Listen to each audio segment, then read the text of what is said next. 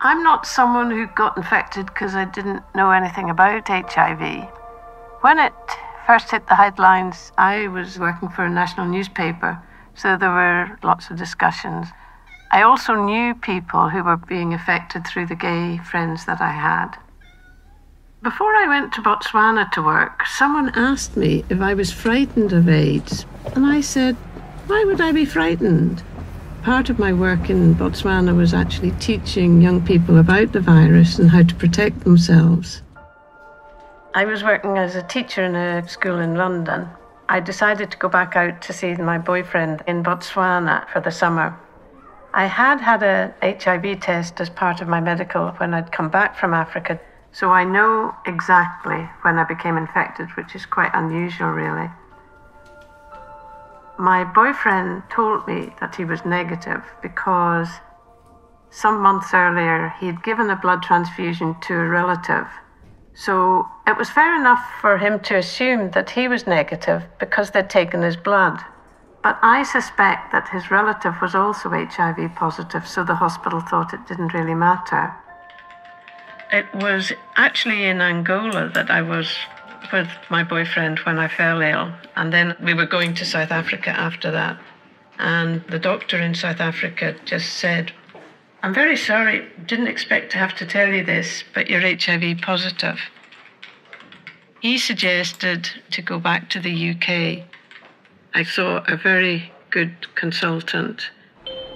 I thought that I wouldn't be able to go abroad again, but my consultant encouraged me to think about what I wanted to do with my life.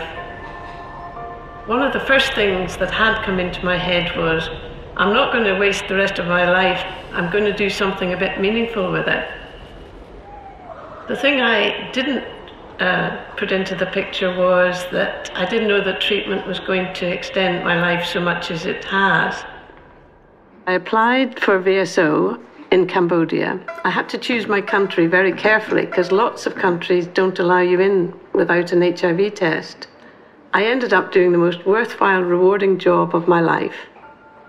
Cambodia did teach me that I really wasn't healthy enough to be doing the sort of challenging job that I was doing, and so my health began to deteriorate and I had to leave.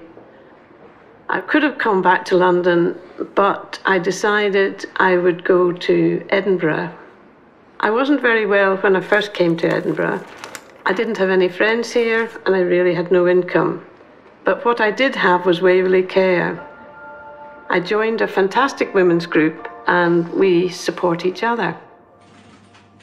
Now I'm healthy. I only need to visit the clinic every 6 months for checkups, and I'm in and out as fast as I can.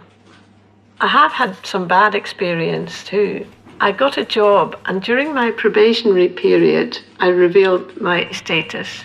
A week later, they told me I didn't think I was just fitting into their community. I was devastated. I think I'd hoped that being honest would make them sympathetic and would improve my chances for a permanent contract. What a mistake. I think the most important people to be educated about HIV are those that think it could never happen to them. To those people, I would say it could. HIV. It isn't going to go away if we ignore it. We all need to listen. What could you do to help?